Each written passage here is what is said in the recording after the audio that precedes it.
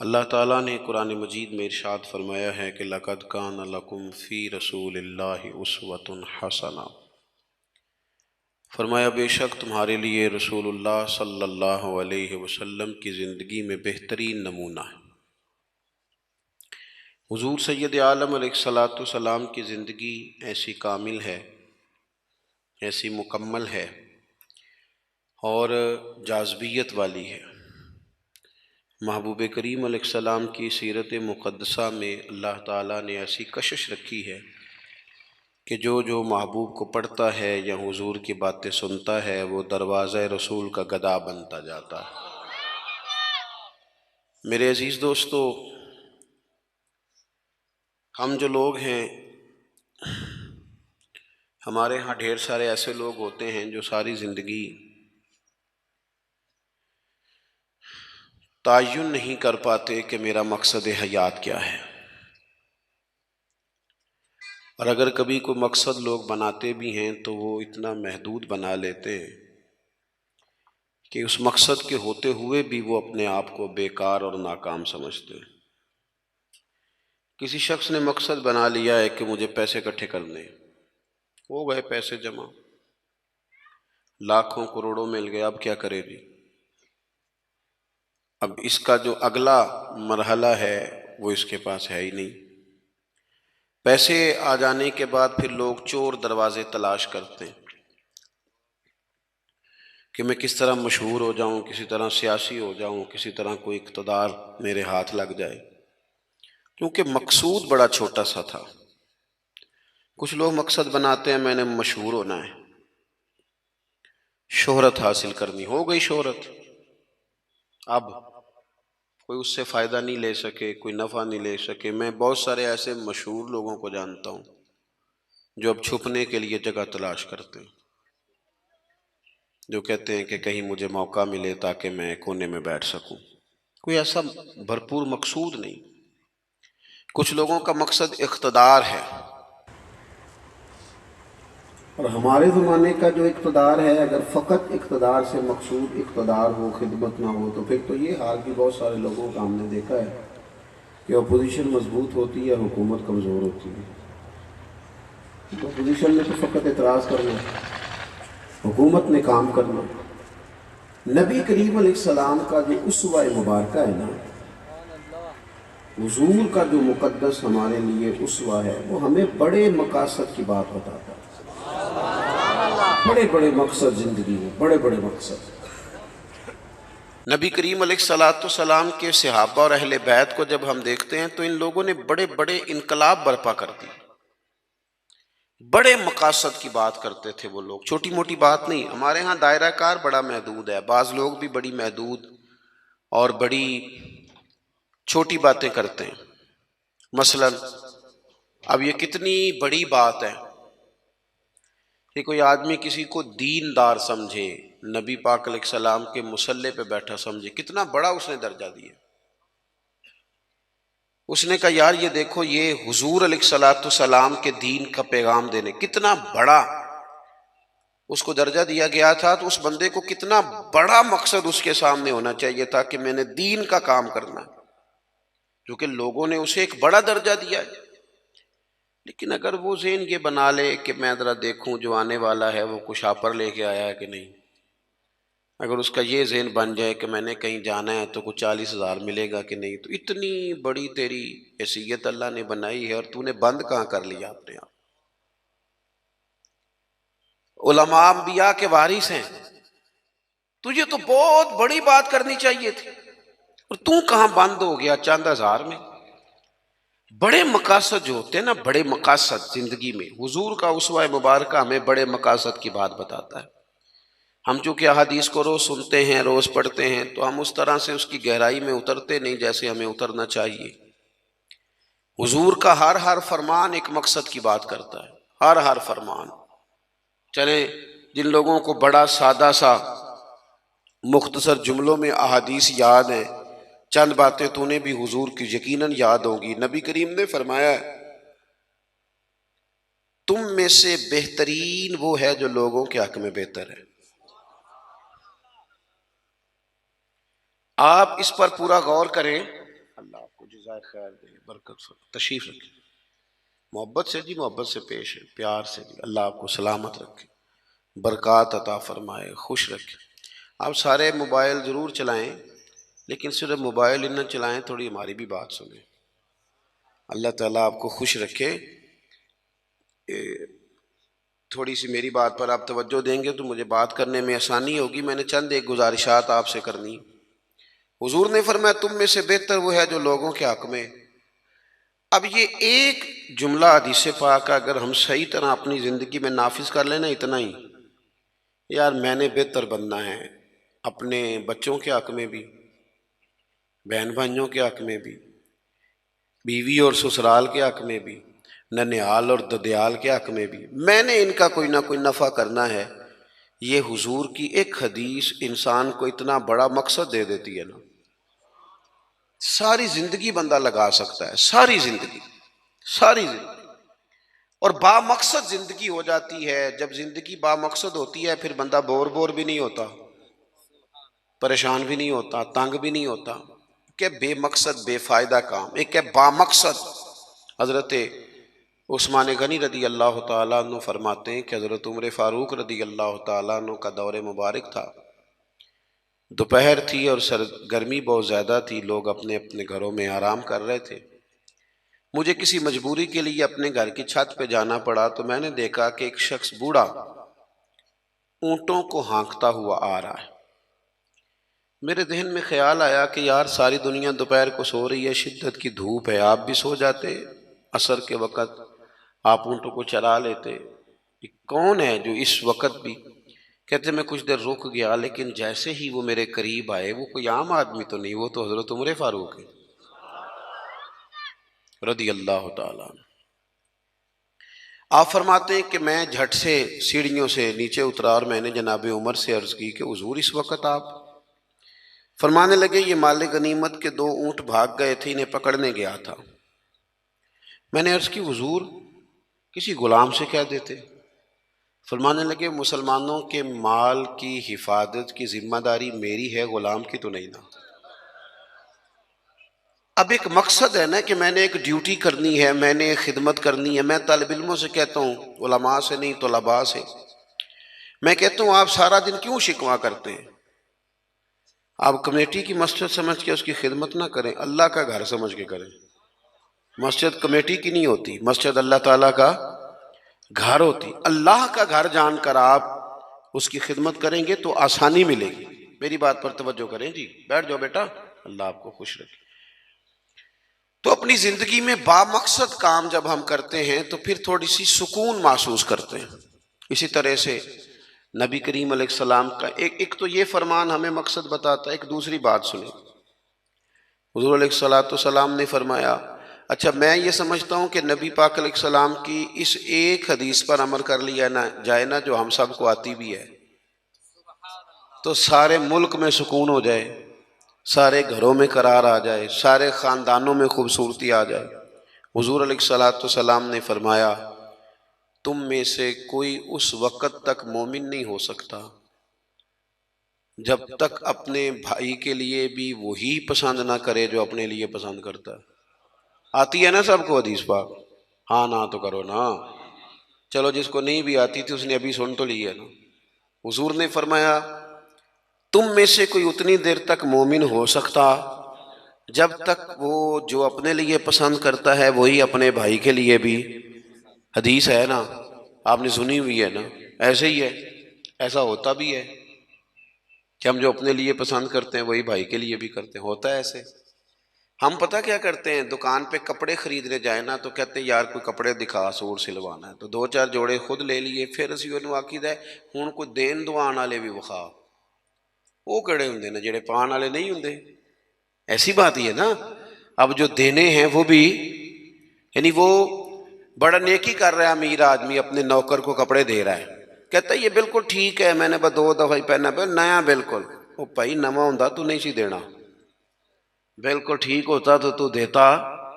ہم کیا کرتے ہیں، ہم ماحول اس طرح کا ہم نے بنا لیا ہے کہ اپنی ذات، اپنے بچے، اپنا گھر، اپنا ادارہ اس میں بند ہو جاتے ہیں۔ ایک سوچ جو امت کی سوچ ہے، جو قومی اور عالمی سوچ ہے، اس سوچ کے مطابق ہم کوئی کام نہیں کرتے جب تک کہ ہم حضور کے اس مقدس فرمان پر نہیں غور کرتے کہ جو میں نے اپنے لیے پسند کرنا ہے وہی اپنے۔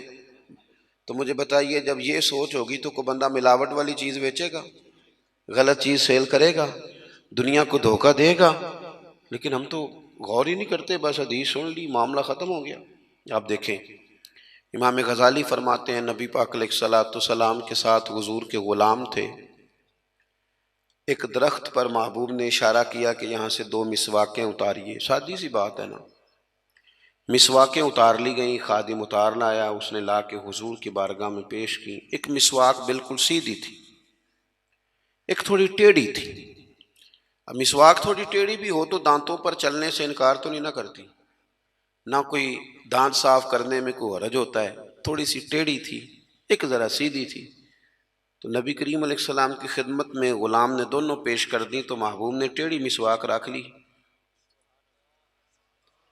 اور سیدھی حضور نے غلام سے فرمایا کہ یہ آپ، آج کل تو یہ کام الا ماشاءاللہ مذہبی لوگ بھی نہیں کرتے۔ میں ایک جگہ دینی مدرسوں کے اہتمام کرنے والے جو لوگ تھے، ان کی میٹنگ تھی، تو وہاں ایک صاحب نے بڑا تقویٰ بیان کیا، کہنے لگا میں نے کبھی مدرسے کی روٹی نہیں کھائی، حالانکہ مدرسے کا محتمم ہوں، میں نے نہیں کبھی چکھی، اتنا پرہیزگار ہوں۔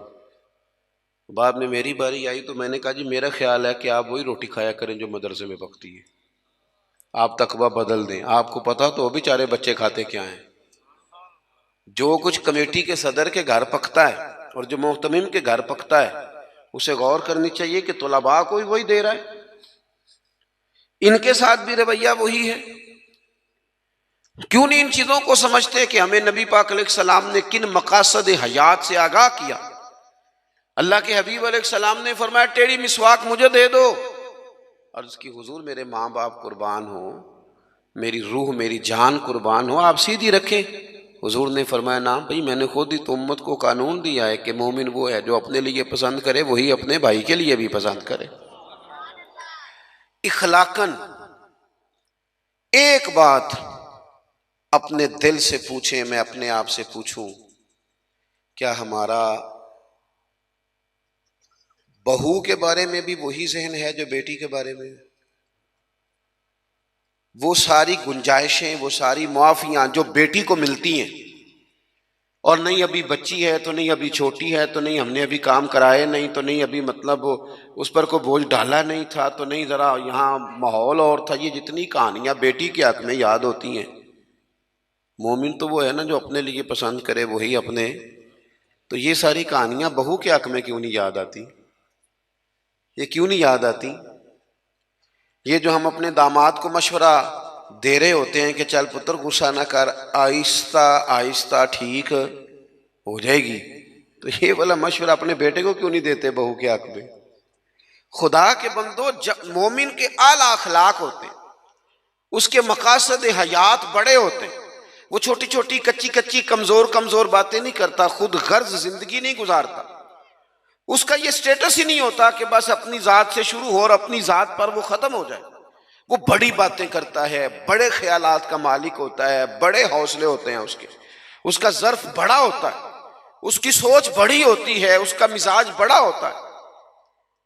تو اپنی زندگی کے اندر حضرت بایزید بسطامی رحمۃ اللہ علیہ کا ایک یہودی پڑوسی تھا اور مخالف بھی بڑا تھا، ساری زندگی اس نے حضرت بایزید کی مخالفت کی۔ کچھ لوگوں کو پتہ ہوتا ہے کہ جس کی میں مخالفت کر رہا ہوں بندہ ٹھیک ہے، پر اندر کے حسد کا کیا کچھ نہیں نہ جا سکتا، ساری زندگی حسد کرتے، اس نے بھی کیا اور بڑی غلط باتیں پھیلائیں۔ اس سے کوئی غلطی ہو گئی، اس یہودی سے جو یہودیوں کا عالم تھا، اس سے کوئی غلطی ہو گئی، یہودی اس سے ناراض ہو گئے، حالات اس کے خراب ہو گئے، اتنا غریب ہو گیا کہ وہ چراغ جلانے کو بھی پیسے کوئی نہیں، بچہ تھا چھوٹا سا، وہ اندھیرے میں ڈرتا تھا،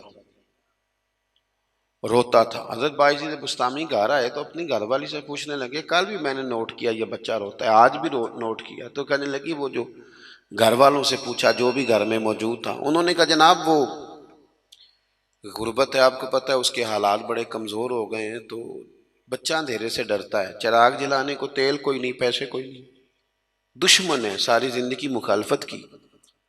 حضرت بایزید نے چراغ میں بتی بھی ڈالی، تیل بھی ڈالا، اس کے دروازے پہ دستک دی، وہ یہودی باہر آیا،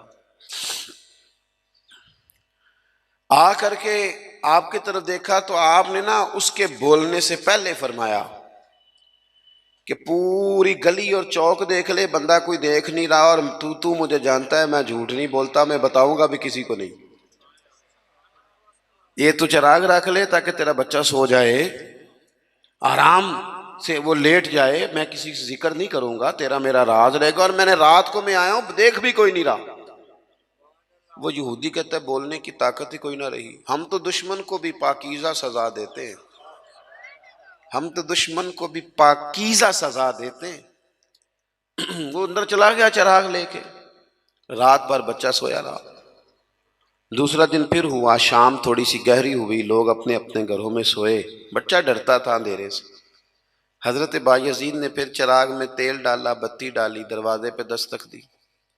جب وہ باہر آیا تو فرمانے لگے تو دیکھ رہا ہے کہ کوئی بندہ موجود نہیں، اور تجھے پتہ ہے میں جھوٹ بھی نہیں بولتا، کسی کو بتاؤں گا نہیں، یا یہ لے جا تیرا بچہ سو جائے۔ اس نے مخالفت کی ہے ساری زندگی، اس کو دے دیا، اس کا بچہ سو گیا۔ تیسرا دن پھر ہوا، وہی وقت، وہی انداز، وہی باتیں، دستک دے کے کہا کوئی شخص نہیں دیکھ رہا، چراغ لے لے، بتاؤں گا بھی کسی کو نہیں، اور تجھے پتہ ہے میں جھوٹ نہیں بولتا۔ وہ چراغ آپ بڑھا کے دروازہ بند کرنے لگے تھے کہ وہ یہودی زور زور سے چلایا، کہنے لگا باہر آؤ بھی سارے مسلمانوں، نکلو بھی یہودیوں سارے باہر۔ لوگ سارے باہر گلیوں میں آ گئے، کہنے لگے یہ بایزید بسطامی ہے، میں نے ساری زندگی جھوٹے الزامات لگائے، آج جب میری حالت یہ ہے کہ میرے اپنوں سے مجھے کوئی پوچھنے نہیں آتا، اس شخص سے میرے بچے کا رونا نہیں دیکھا گیا، یہ تڑپ گیا ہے کہ کسی کا بچہ کیوں روئے، یہ روز مجھے چراغ جلا کے دے جاتا ہے، گھر میں میرے روشنی ہو جاتی ہے، بچہ میرا سو جاتا ہے، پر میں ساری رات نہیں سوتا۔ میں آج تم سب کو گواہ بنا کے کہتا ہوں، جو جو میں نے ان کے بارے میں زندگی بھر کہا وہ سارا غلط تھا، اور یہ بھی تمہیں بتاتا ہوں کہ پہلے میں نے دین اسلام سنا تھا، 3 دن ہو گئے میں دین کو دیکھ رہا ہوں، پہلے سنا تھا میں دیکھ رہا ہوں۔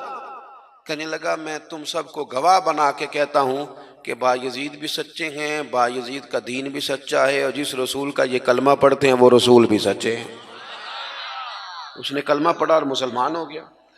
ہمارا یہ حال ہے کہ سگا بھائی کہتا ہے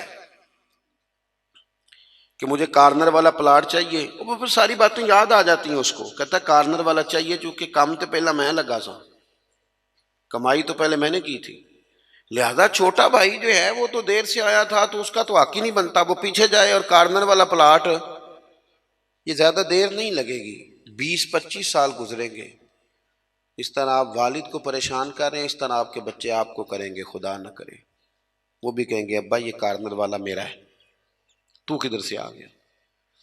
تو حضور نے ہمیں اعلیٰ مقاصد، اعلیٰ اخلاق، اعلیٰ کردار، بڑی باتیں کرنے کا، ہمارے پاس بڑی کہانیاں ہوتی ہیں پر ساری اپنے حق میں، بڑے دلائل ہوتے ہیں پر سارے اپنے حق میں، بڑی باتیں آتی ہیں پر ساری، ہمارے ایک بزرگ کہا کرتے تھے میں ایسے بیوقوفوں کو جانتا ہوں جو کوئی چیز بھی پھینکے نہ تو اپنے گھر میں پھینکتے ہیں، حالانکہ بھولے بھلے بیوقوف اپنے گھر میں پھینکیں۔ تھوڑی سی نا خود غرضی کی چادر اتاری جائے، بڑی سوچیں پیدا کی جائیں، بڑے مقاصد پیدا کیے جائیں، تھوڑا سا نا بندہ کسی کے لیے بھی کبھی دعا کرے، کبھی اس کی آرزو ہو کہ کسی اور کے حق میں بھی وہ خیر کا جملہ کہے۔ حضرت مولا علی شیر خدا کرم اللہ تعالی وجہہ الکریم، میں نے یہ دیکھا ہے کہ جو بندے جس کے بچے روز 4,000 کے برگر کھا جاتے ہیں نا، اس کا ملازم اگر کہہ دینا کہ جناب اس دفعہ نا میرے لیے کچھ مشکل آ گئی ہے، کو 5,000 ایڈوانس چاہیے، تو جس کے گھر میں روز بچے کھانا پکنے کے باوجود 4,000 کا فاسٹ فوڈ کھاتے ہیں، وہ ملازم سے کہہ رہا ہوتا ہے او تو خرچے کیوں نہیں کٹ کرتا، اپنی طاقت کے مطابق خرچ کر. دوسروں کو نصیحت کرنا آسان ہے، لیکن کیا مسئلہ ہے کہ ہم اپنے بچوں کے حق میں جتنی آسانیاں چاہتے ہیں وہ دوسروں کے بچے نہیں، دوسروں کی اولاد نہیں. دوسرے کے گھر میں روشنی ہوگی تو ہم کیا سمجھتے ہیں کہ دنیا سے روشنی کم ہو جائے گی؟ کبھی بھی نور بانٹنے سے نور کم نہیں ہوتا. ایک شمع سے ہزاروں دیے بھی جل جائیں تو پہلی والی کی روشنی میں کبھی کمی نہیں آتی.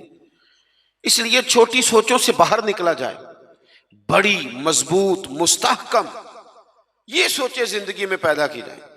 اگر ہم محدود زندگی گزاریں گے تو پھر ٹھیک ہے، اپنی ذات سے بات شروع ہوتی ہے، اپنی ذات پہ ختم ہو جاتی ہے.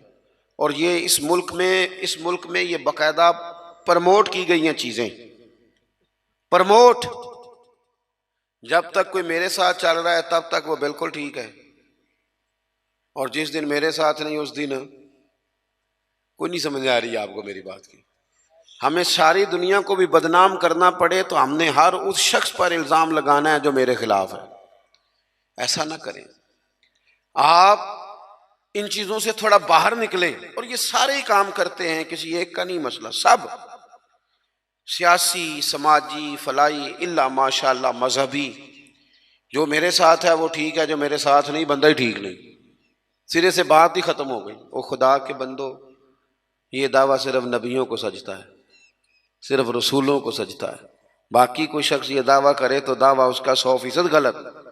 تو اپنی زندگی کے اندر ان باتوں پر ضرور غور کریں کہ اعلیٰ حضرت مولا علی شیر خدا کرم اللہ تعالی وجہ الکریم گھر سے نکلے، اپنے غلام سے کہنے لگے آج ذرا خریداری کرنے چلے. بازار تشریف لے گئے. وہاں سے 2 سوٹ خریدے. ایک ذرا کم قیمت کا تھا، ایک ذرا زیادہ قیمت کا تھا. اب وہ خرید کے دونوں تھیلے میں ڈال لیے. آپ کا خادم کہتا ہے میں سمجھ گیا جو مہنگا ہے وہ آقا کا ہے اور جو سستا ہے وہ غلام کا ہے. کہتے ہیں لے کے واپس آئے. وہ چوک آ گیا، وہ جگہ آ گئی جہاں سے حضرت مولا علی نے اپنے کاشانہ نور پہ جانا تھا اور میں نے اپنے گھر جانا تھا. کہتے ہیں حضرت مولا کائنات فرمانے لگے ذرا میرے والا جوڑا مجھے دینا. کہتے ہیں میں نے وہ مہنگا والا نکال کے حضرت علی کو پیش کیا تو فرمانے لگے یہ نہیں میرا تو وہ دوسرا ہے. مجھے بتائیں کہ روب کپڑوں کا ہوتا ہے کہ کردار کا؟ بولیے. ہاں، 10 لاکھ کا جوتا ہو اور 20 لاکھ کا جوڑا ہو، 1.5 کروڑ کی پجارو ہو اور جناب 20 کروڑ کا گھر ہو، پر پیسے ہوں کرپشن کے، تو لوگ کوٹھی کے دروازے پہ کھڑے ہو کے کہہ دیتے ہیں غلط مال ہے اس کے پاس، بندہ ٹھیک نہیں.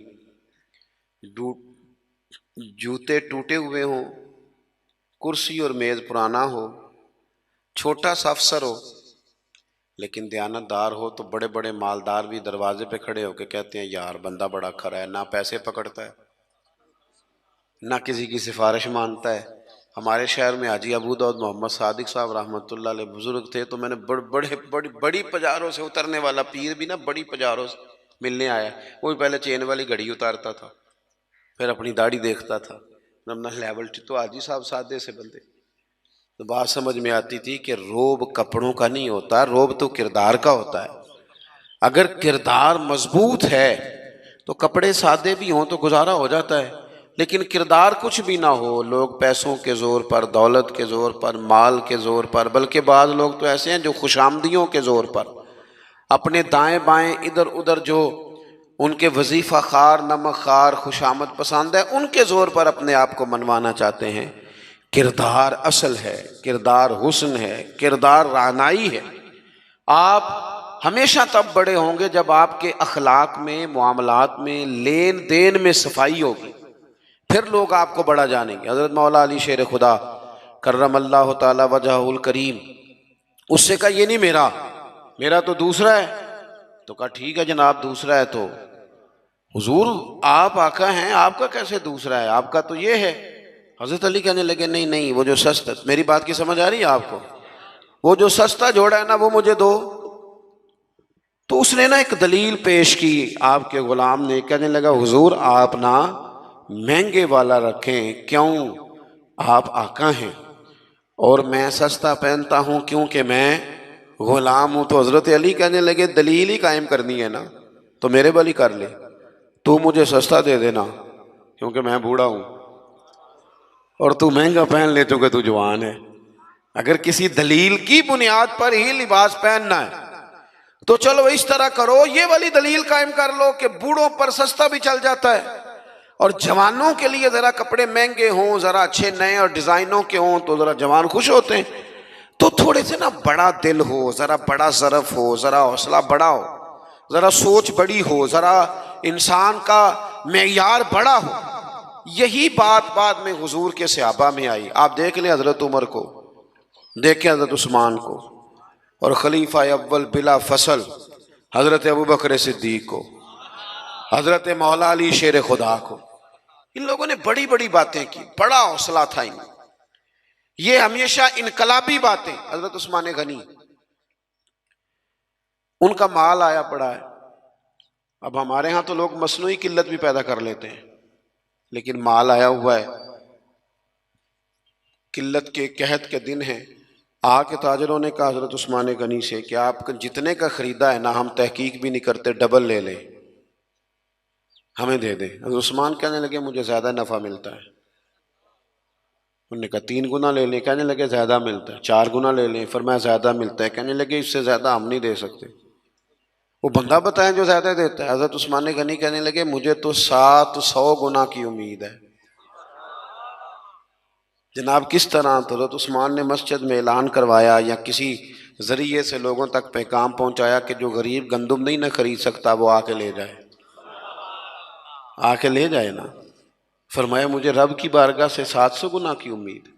تو بڑا دل ہو، بڑا حوصلہ ہو۔ بس بات ختم کرنے لگا ہوں۔ حضور کی جو اولاد پاک ہے اس کا بھی یہی مزاج ہے، زندگی بھر سخاوتیں، لوگوں پر محبتیں، ان لوگوں کا درگزر، ان لوگوں کا اپنے لیے نہیں، انہوں نے جب بھی سوچا نبی کریم کی ساری امت کے لیے سوچا۔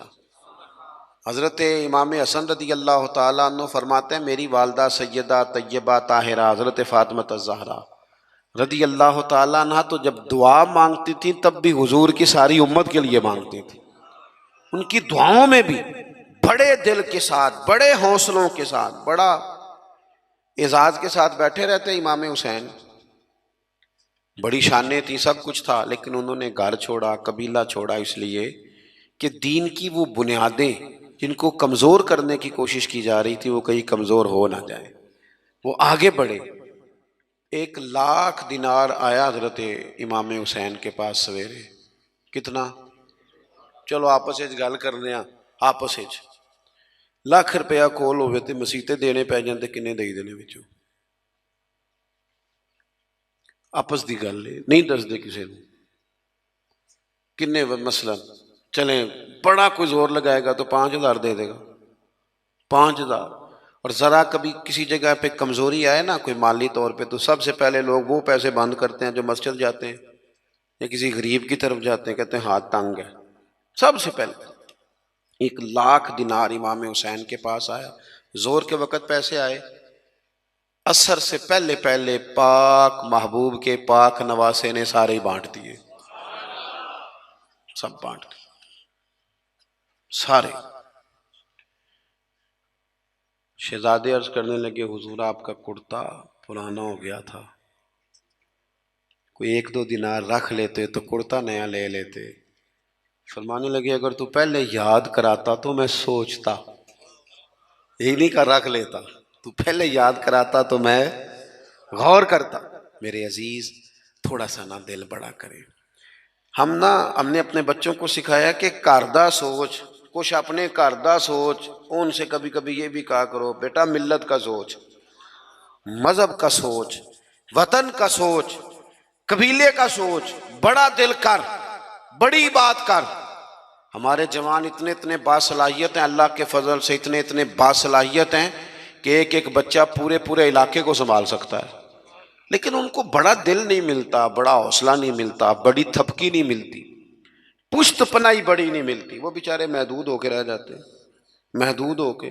کہ بس ٹھیک ہے گھر چل گیا، پیسے 4 آ گئے، کوٹھی چھوٹی بن گئی تو چھٹی، بھئی یہ کام تو غیر مسلم بھی کر لیتا ہے، یہ تو ساری دنیا کر رہی۔ جوانوں تھوڑا بڑا دل۔ اقبال کہتے ہیں ان کے بیٹے نے خط لکھا نا کہ ابا جی حالات کچھ خراب ہو گئے تو کوئی قرضہ لے لوں تھوڑا سا کسی سے، تو اقبال کہنے لگے دیار عشق میں اپنا مقام پیدا کر اور نیا زمانہ نئے صبح و شام پیدا کر۔ اور پھر فرمانے لگے میرا طریق امیری نہیں فقیری ہے، خود ہی نہ بیچ غریبی میں نام پیدا کر۔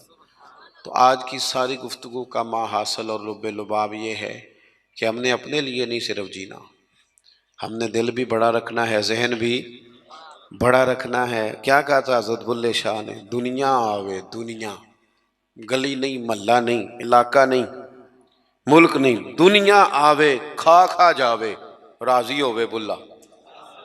دنیا آوے تے کھا کھا جاوے تے راضی ہووے، اس طرح کا ذوق بنائیں، پھر دیکھیں لطف کتنا آتا ہے۔ پھر میں دعا کرتا ہوں جن احباب نے اتنی خوبصورت محفل سجائی، ماشاءاللہ اتنے سارے لوگ آئے، آج چھٹی بھی نہیں ہے، پھر بھی دوپہر کے وقت میں اللہ تعالیٰ آپ کو بہترین صلہ عطا فرمائے اور ہماری حاضری کو مالک اپنی بارگاہ میں قبول کرے۔ آخر دعوانا الحمدللہ۔ اللہم صلی علی سیدنا مولانا محمد معدن الجود والکرم وعلیہ وبارک وسلم۔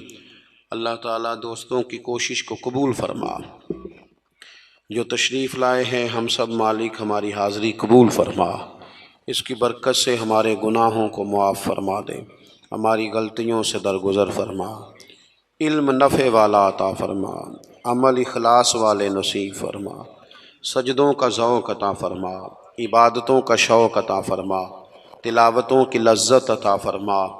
اے اللہ وسوسوں کے غلبے سے بچا، نفس کی شرارتوں سے بچا، حاسدوں کے حسد سے بچا، شریروں کے شر سے بچا، مفسدوں کے فساد سے بچا۔ اے اللہ بیماروں کو شفا عطا فرما، مقروضوں کو قرض کے بوجھ سے رہائی نصیب فرما، تنگ دستوں کے رزق میں وسعت فرما، جو بے گھر ہیں انہیں اپنی چھت عطا فرما، بے اولادوں کو صاحب اولاد فرما، اولاد والوں کی اولاد کو فرما بردار بنا، عالم اسلام پر فضل فرما، اہلیان پاکستان پر فضل فرما، دنیا اور آخرت میں ہماری پردہ پوشی فرما۔ رب اغفر وارحم وانت خیر الراحمین، وصلی اللہ تعالی علی حبیبہ سیدنا و مولانا محمد۔